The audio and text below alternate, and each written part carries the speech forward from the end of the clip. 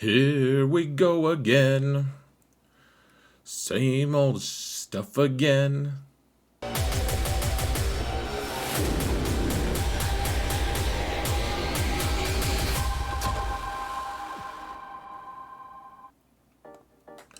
Hello everyone and welcome to another episode of Zareth Prevails. We have a 5v5 season coming up and it is going to be pretty complicated. We're going to be changing a lot of stuff up here and there, but I wanted to give you guys the baseline 5v5 teams. I do this at the start of every season, so we have an offense video and a defense video. They'll be posted or published at the exact same time, so once you're done with this, go watch the defense teams video as well. Defense teams tends to be the one that people watch more, but the offense one is pretty important too, just because all the different builds and comps are all going to be pretty touch and go depending on which datacrons you choose to pursue and depending on what kind of things you're facing. So, the other thing to keep in mind, folks, is I try to do this every season as well, and I think I'll be able to do it this one. I'm going to be doing one for my alternate account, which is maybe a little more down to earth. It has 2 Galactic Legends. It's like at 8.3 million at this point because all these ships keep increasing its GP, but man, it's a lot more limited than the account that you're about to see. My main account has a lot, and I think that there's a lot of value to just looking and planning on which teams you can kind of strive for, but these are teams that I think I don't know, you should be shooting for anyways. Let's jump into the actual game though, shall we? Whoa, we're in the game. This is madness. Who has an 11 million GP account? This is crazy. Seriously, guys, I can't believe I'm at 11 million, but like I said, I think a fair amount of that is just ships added to the game, where it's just like, well, here's another 100,000, here's another 150k, like it's really escalated things. Anyways, let's talk about teams. So this is offensive teams, folks, and I think there's not much reason to be putting Kylo on defense this season, even though he has a datacron that could be decent on him. I mean, he could make it defensive, but I think in general you're going to want to keep him on offense. The really tricky part is reconciling that is if you have the First Order TIE Pilot Omicron, because that's going to go really well with the Phasma datacron that's out for one more season, just one more season, and it's going to be a really tricky thing to reconcile. So the idea is, if you want to make the best first order team with Supreme Leader Kylo, it's going to be this. And the little triangle, or I know my shapes, guys. Don't you worry. These little diamond things that like look like triangles. It's like contains triangles. Okay, but they just mean that they're duplicated somewhere else on this squad because we have this little unique box checked. So just wanted to be transparent so you guys understand which ones I'm reusing. In this case, we're just reusing some of these First Order ones so you can kind of get a look at what you're building. So Supreme Leader Kylo, in my opinion, the best build is going to be this with the Sith Trooper here, the Red Trooper, and the Red Trooper can also be used on a Sith team. I'm not doing that this season, at least not early on, though I think I did it last season a little bit because he's obnoxious as hell on a Sith team as well, especially the right one. But this First Order Stormtrooper you can sometimes swap out for First Order Officer if you wanted to, and this team is going to be taking down, people say that Supreme Leader Kylo beats Jabba. In my experience, that's just not really true. And even if he does in 5v5, it's going to be really poor banners. But he's going to be that catch-all character that takes out most Galactic Legends, or at least does a pretty credible job of doing that. He's also going to be that guy who's just like, oh man, well thank God I brought a Galactic Legend. I can take him in, we'll kill a few things, and then we can clean up with something else. So you can do that. Also, if you need a Malgus counter, folks, you can always, I mean, I think Traya is going to be working really well as Malgus counter on a lot of builds, but there's also this this team here with the Night Sisters. If you have the Omicron on Asajj, especially, really nice for that healing immunity. Remember, healing immunity doesn't work on Malgus himself, but that doesn't really matter. You ramp up your offense so much, and then the awesome thing is, because of Supreme Leader Kylo's interaction with Turn Meter on his team, the rest of the team is going to shrink their health and protection so much that eventually it kind of just like, sometimes it just melds into having 100% protection regardless. And so, you know, Asajj with her Omicron especially is nice because as you get kills, then you're going to be regrowing their protection anyways. But this team is really nice as a full team. Some people just like to take Daka and Zombie. I think in general I prefer the full squad, to be honest. So if you take the Night Sisters team with Supreme Leader Kylo, and keep in mind, the Night Sisters team is not going to work against something. Sometimes you want that Hux to stall out Turn Meter for people, and in which case you need a full First Order team to go with them. But if you do that, then you can do something like this with Captain Phasma, and you know, you probably want Hux and crew here. You want someone to be able to stop it. And the team can be also used on offense or defense as well, because if Wampa comes in, crew is going to stun Wampa forever, and First Order type pilot, of course, is probably the one that makes this team work at all, just because you get a bunch of speed, and because you have Hux or Phasma, either one, and everyone starts with that advantage. They're all going to be really fast. And then crew keeps the Turn Meter train rolling. This team can be really problematic if you don't have the right team to beat it with, especially if you have the Phasma Datacron, which you don't really need that Datacron to make this team okay, but I would say if you don't have the Datacron, don't make Phasma your leader, maybe? I'm not sure. That being said, alright, so now we've got the next set of weird problematic things. So, Lord Vader, last 5v5, stalwart on defense, right? You have to have Maul with him, and you know, it was just really tough. Now, there's a couple different builds you can run with Lord Vader. So, you can run you can run a defensive build, which, I mean, I think that's still going to be pretty decent with all the bonus protection, or stacks of protection up, I should say, on him. And then you can have Maul on the team. You can not have Maul on the team on offense. If you choose to go with Darth Vader or Lord Vader on offense, this is the kind of build that I was looking at. So first off, you could just have the Lord Vader team here, and I just put the Maul and Aphra teams down because there's elements of both teams that could go with Lord Vader here if you wanted to. But on offense, Lord Vader is going to be able to kill still quite a few galactic legends, and you know, it's going to be a kind of a mess sometimes depending on who you target. I'm really interested to see how we do against Rey with Ben, but you know, I have Second Sister here just because she's the odd man or woman out of that Inquisition squad for me. Everyone else is Relic 7, but you kind of wanted Dasufu on the squad. And, you know, Moff Gideon is going to help reduce damage on you. So against Rey, you have a couple tanks here, and Lord Vader, of course. Lord Vader's just going to be the one who just, you know, slowly reels in the team and kills it. We'll see if this is a timeout threat against a Rey team. I'm not quite sure exactly how that's all going to pan out in 5v5. I think this could get pretty good banners on offense against a lot of different galactic legends, and if you really need to, you can also use Lord Vader to solo a lot of teams. Remember that Jabba teams you're probably going to time out against, though you probably kill all the ads as well. But if you do this, then you have Maul to be able to play with the Canderous Datacron, which this team can be really good. Armor is kind of like, well, you can put Watt with this team instead of armor, and it still works pretty well. But right now, with this current Datacron set, you can have the 20% boost Datacron, and remember, even if it goes on armor or Bo-Katan, they're still going to get 60% of the turn meter. You know, it's not going to be 100%, but if you're attacking a light side team, then you're still going to go first, even if your Bo-Katan's pretty dang slow. And, you know, if you mod Maul and everyone the right way, I would recommend watching the Maldalorians video that I put out last week to be able to flesh out this team if you guys want to use it on offense. This is something I'm planning on doing at least some this 5v5 season, so you can come and watch me play it, of course, that's always an option, or wait for the video, which sometimes materializes and sometimes takes a while to get here. Now, the other piece is Darth Vader. On offense, you don't really need Darth Vader to go with Lord Vader, so you can have him go with Dr. Aphra.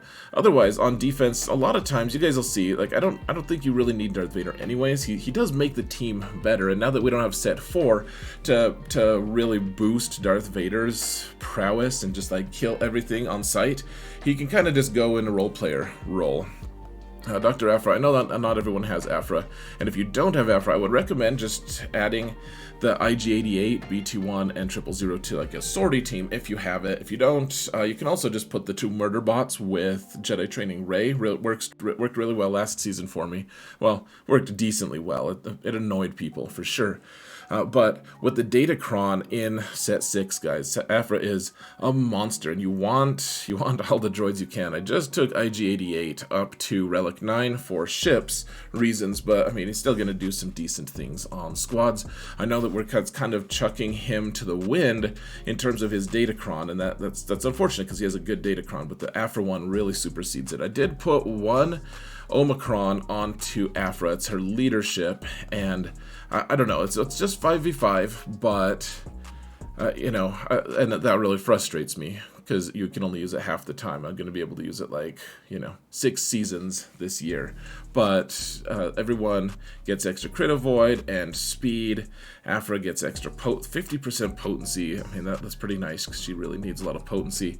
Whenever Darksider droid, whenever they do a debuff on an enemy, they gain 10% turn meter, which, I mean, they're doing a lot of debuffs, guys. She does a lot of debuffs on her initial move, and she starts with 100% turn meter. So that team's going to be really good on offense, at least until that Datacron expires. Once the Datacron expires, we'll see. We'll see how that goes.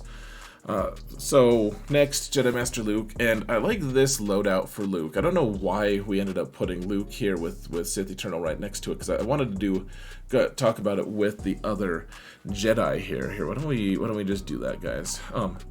Sith Eternal goes with Armor and Thrawn, guys, and Armor wants to be 21 speed faster than Thrawn, and this kills Jedi Master Kenobi teams pretty consistently, because you get that Beskar ingot. Pretty good team, to be honest. Now, Jedi Master Luke here, this team obviously isn't like super well optimized, but it works pretty well against, like a Jedi Training Rey team will probably work. I mean, you don't have a really hard hitter against a lot of teams, and so the awesome thing this season though is you get all those really nice boosted Datacrons with a bunch of protection percentage, and so Jedi Master Luke and the whole team hit like trucks, like we've talked about before, like space trucks, like Star Wars space trucks, and this team does really well against Rey. Against other teams like Jedi Master Kenobi, if you need to do that, then you probably need to borrow some of these Jedi down here with Jedi Luke, Hermit Yoda. Now this team is the team that has traditionally beat Supreme Leader Kylo on defense. Most people, at least at my level, don't put Supreme Leader Kylo on defense these days. However, this team still will beat most of the ads on the Supreme Leader Kylo team, even if they have the good Datacron with him and everything. Probably a good flexible squad anyways, just to be able to take down a lot of different teams, like Dash or Bam, or like finishing off a Galactic Legend. A lot of times this team will work. You can also kind of finagle it so that this team can kind of, I think you need someone else on it too, but you can use the bones of this team to also beat some versions of Jedi Master Kenobi. It gets real sketch though, but you can kind of mix and match, put Jedi Revan, Jedi Luke, and Hermit Yoda with Luke, and then basically kick everyone on this team out except for who? Is it Jolie? I think Jolie, because he revives people. Yeah, it's been a while since I've run that comp. Maybe Grandmaster Yoda wants to be on that team as well, to be a magnet for damage. I'm not really sure. So those two teams kind of I like them both on offense. You can mix and match as necessary. Now, this is a team that a lot of people have been putting on defense, and I think that that's a little bit of a mistake because we see a lot of Empire teams on defense these days, and this team does really well against any Empire because Empire all gain a bunch of turn meter and immediately get dazed. Remember, if it's a Starkiller team, then Starkiller prevents daze, so EP Mara Starkiller is not going to be a good target with Raddus. Raddus just gets demolished. But the other thing to keep in mind, folks, and I know that this frustrates people, you don't have to do it this way because I realize that resources are limited, and I have more resources, so I'm doing this. The best build, in my opinion, for this squad is going to be with K2SO and Baze. You want 2 tanks if you can, and then Chirrut goes best with them. I know that none of them are requirements, so don't hate life too much if you need to put Cassian down here and, you know, a couple other Rogue One that are less awesome. I would really strongly advise, especially even on offense, have at least 1 tank for the team, guys. Have 1 tank, and if you can, have them with relics so that you can wear a Datacron and really boost this squad's survivability while you're waiting for the Empire to all die to the ultimate.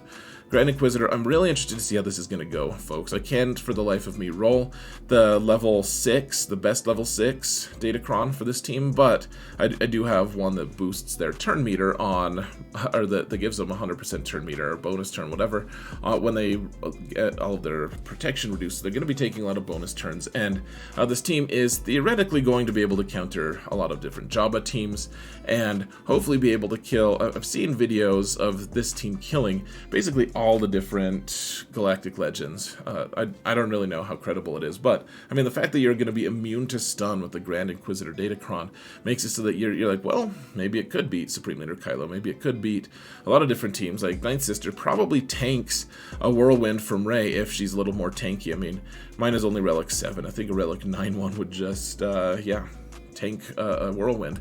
Now, the Bounty Hunter team, remember, we don't have Fennec here, but we'll plug Fennec in wherever we can.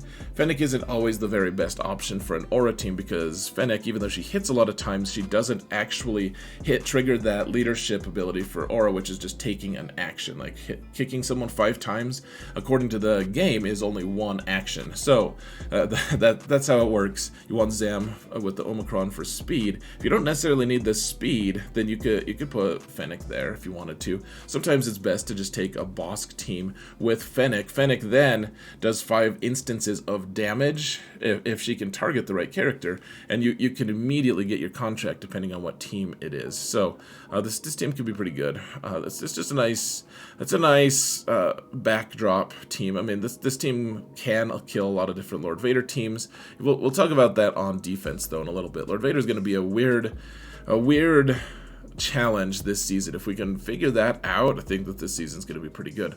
On offense, okay, this team is going to be really good. The Troopers are pretty awesome because they'll get, Dark Trooper can get that 100% turn meter from the 20% turn meter cron per dark side ally, and we're going to be able to kill a lot of different Lord Vader comps with it.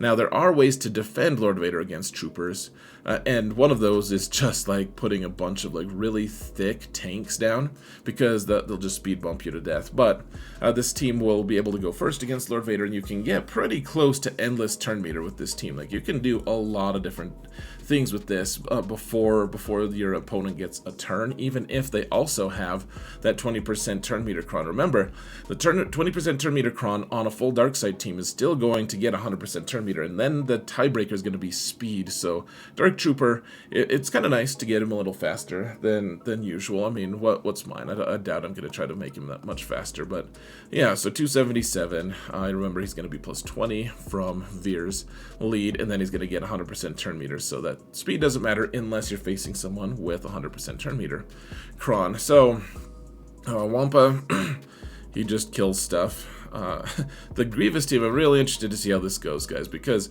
Newt already does a lot of damage, but with the Datacron that on target lock does more debuffs. The thing about that is, guys, is with Newt's unique, it's just really nice to see. They also deal 5% max health damage to that enemy. Let's see, whenever a Separatist ally inflicts a debuff, they also deal 5% max health damage to that enemy. So you're going to be dealing so many debuffs on this team, especially with that Datacron. You're going to be gaining so much turn meter because B1 is going to be putting target lock down passively on people because of his basic. This team is just going to go a little bit nuts, I think. I'm really interested to see how this goes. On offense, probably still not a great defensive team. There's probably a lot of holes in it. You could maybe put BB-8 here instead of Newt, but then you don't get the cool damage boost. Alright, so I don't know where exactly I want to put Hondo. Hondo, it was really fun in 3v3. I don't think he's going to be as spotlight-ish as he was in 5v5, or in 3v3, but I think he's still going to have some legs. I want him here because Queel has his unique that gives him that just boosts his offense. So they gain 40% of Queel's max health, offense, and potency, and it's just Scoundrel allies. It doesn't matter if they're neutral or dark side or whatever. And so 40% of his damage, I mean, it's not a crazy amount, but I mean, if you say that it's 5,000, just for fun, you know, it's gonna be what, 500? That's 10%. Hold on, guys. I can do math. Yeah, 10% would be 500, but we're not just doing 10%, we're doing 40%, which gets it up to 2,000. So 2,000 extra offense on Hondo just seems really good. Of course, if Queel dies, we don't want that. So we have Bam to keep Queel alive and IG to keep him alive. This team should do pretty well. I'm very curious to see how Hondo does in this construct. And then, of course, Veteran Han just does annoying Veteran Han things. He's actually such an underrated character. We don't use him, and we don't find enough places to use him. So Dash, I don't really. This team seems pretty weak, frankly. Like on offense, though, I think you can do a lot of good stuff because they're pretty boosted. I know that young Lando is really nice here as the 5th, and I have him at Relic 8. But young Han has gained my favor, at least in 3v3. So we'll see. We might try him out in 5v5 this season as well. All right, so we have the EP Starkiller team. I mean, the nice thing about this is if you have this team on offense and you have the Aphra team on offense, then you could put the Vader lead and be able to take down a lot of different Galactic Legends potentially with this team. I think the primary goal at first for this team is going to be killing a lot of Rey squads with Ben. Whether or not that works, I'm not sure. And Jedi Knight Guardian is just a stand-in for any tank that you can spare. If you have Old Ben here, I think Old Ben is probably one of the best meet in the middle ones. Like General Kenobi's the best total or overall, but so we can't all have that every time. So let's see, we have the Traya squad. This is gonna kill Malak. It's gonna kill it's gonna kill Malgus, I should say. I think we're still gonna work on that. We could probably take Nihilus with the team. The thing is, you want to keep in mind if they have Malak on the team with Malgus, Malak might be able to just force drain one of them all the way to death because they have 100%. That 100% health thing going on for them. So you know, it's only health. All their protection goes into their health, I should say. And keep in mind, I have these filler Sith. You don't necessarily have to put them there. I just have them there. At this point, though, after you look at everything, the only Sith I have left is Darth Maul. I'm using every single Sith. At least you'll see on defense. I have a lot more Sith being used. So lots and lots of Sith being used. I just got Sith Assassin up to Relic 5 to help with that. And okay, so the Iden team, keep in mind, folks, I've been getting a lot of people saying, like, oh man, if you put relics on Iden, you have to put relics on the rest of the team. And the truth is, I like the relics on this squad, obviously. You know, I have a big account, but my alt does it with, like, Gear 8 friends. Like, Iden is Relic 5, and the rest are, some of them are Gear 12 at this point, but like, the Snow Trooper and Magma Trooper are both like Gear 8. They don't have to be crazy good. Iden is just a juggernaut on offense. Takes out, everyone likes to put their Mon Mothma team on defense. Everyone likes to put their CLS team on defense. And Iden answers both of those. The CLS team is a little more risky, of course, but takes down Mon Mothma as well.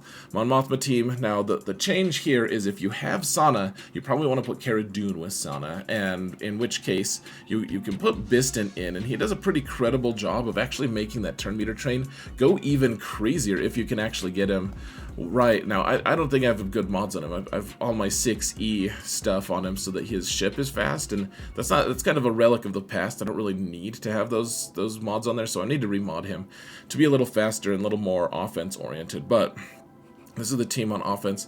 It drags down a lot of Galactic Legends. It finishes off Galactic Legends, I should say. So I would say, like, this team also takes down a lot of just random teams. You see, like, Night Sisters on defense, which is happening more in more lately, actually.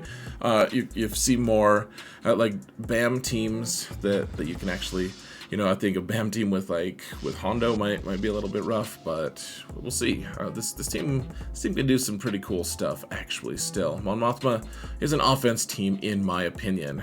She's just beat by too many things. Now, the Sana team, I'm really interested to see how this goes now. One of the things that I would like to do for offense or on defense, I think on defense especially, is I'll use this team and just put Sana, I'll put Sana on the Sana team, guys. That'll be so cool. You can see the Sana is Relic 6 along with Cara Dune so that I can do the Phase 2 mission in territory battles, and a lot of people should be farming Sana at this point to be able to unlock Aphra, etc. But I like the idea of just, you know, some rebels who hit hard. Sana's going to be helping them, and then Stormtrooper Han's going to be protecting that squad. And I don't know, this team seems like it's pretty good on offense, especially, I mean, Cara Dune, this is another like Empire team slayer, right? Because Cara Dune can just spam her AoE and auto stun all of her opponents. It's pretty fun stuff, folks. Let's see. So the Bad Batch, they kill all the stuff the Bad Batch does. Like, they just destroy Sana. Actually, they destroy a lot of the Qui-Gon Jinn teams that are going to be on defense, as long as your Echo's fast enough, which, you know, you want your Echo to be pretty screaming fast. You don't have to have him quite as fast as mine, but, you know, like, I have him that fast just to show you guys, well, not just to show you, just to be able to counter a lot of those Qui-Gon teams. But otherwise, if you don't want to kill Qui-Gon, you can take out like Adrad teams. That's why you don't want Adrad on defense, is because this team just demolishes it. In 3v3, it's a little dicey. In 5v5, it's just like pretty obviously a win for Bad Batch, even with bad RNG. Now, on offense, so here's a fun challenge squad for you folks. Build this team, and then you can put Finn on it as well for offense instead of Holdo, but then put an Omicron on Zori, put an Omicron on Rose, and I'm kidding, but dear Lord, this team is actually looks pretty dang good once you get Zori up and running. I'll probably put an Omicron. I wouldn't be surprised if that's my next Omicron, as long as I can get Zori relicked at some point. So this team looks like it's actually pretty decent on offense, and I don't know if you need the Omicron on Rose. The jury's still out on that, but this team looks like it's actually decent. I mean, right now, this is just going to be filler for me. I don't have an Omicron on Zori, I don't have one on Rose, so this team is just going to be kind of a liability on any mode. But and then we have the Night Sisters here. Obviously, we used them for the Supreme Leader Kylo team, and with the Omicron on Asajj, they can really punch up. I would really like to try them against like a Commander Luke team this season, though I guess Commander Luke teams are going to be pretty gross with those scoundrel crons on them. So this team, otherwise, I mean, it takes down a lot of those B teams, and it kills like Grievous quite easily, unless Grievous has the Deny Revive Cron, which is, you know, is level 6, and can happen pretty consistently. So you don't want to use Night Sisters in that case, because they'll just die. And otherwise, one thing that I want to note, guys, we have a bunch of these floaters. Like, I didn't use Watt anywhere. You could put him with like a Sith Eternal squad if you wanted to, or, you know, you could use him on defense with any number of teams. Honestly, he does really good stuff. Nest can annoy people. I don't have her anywhere. And then Fennec is, sometimes it's just like, why am I not using her? She is so good. It's just like, sometimes you struggle to wield her, and you shouldn't just use her out of principle. So yeah, she's pretty good. So I just got Jawa Engineer up to Relic 3. I was like, oh cool, I'll put a really low level Datacron, and then I realized that Dathcha is not ready. And ironically, I have all the right side pieces and the left side pieces all got scrapped for relic material. So he's half ready apparently. So anyways, the Jawas will kill a lot of teams like Maul. They'll kill a lot of teams like Mon Mothma. They'll kill Geos, all kinds of stuff to have a high volume of assists and attacks. So as long as they don't die before that happens, sometimes you throw Barriss in there on for their lead so that they can all survive a little longer. Anyways, folks, that's about it. Hopefully this helps. This is going to be a really interesting season. Lots and lots of really interesting elements. Offense is always more difficult to map than, well, I mean, defense is also difficult to map because there's so many different things. Like, there's going to be just flaws inherent in both systems. But this is what I'm going to be doing initially for my 5v5 season. I guess people can watch this and destroy me. But, I mean, remember, I'm in the top, I guess I'm in the top 20 now. So I don't know. We'll see. We'll see if this offense actually holds holds up to the nonsense scrutiny that we're going to be facing. Anyways, folks, go watch the defense video. Thank you all so much for watching, and remember that in all things, Xaereth prevails.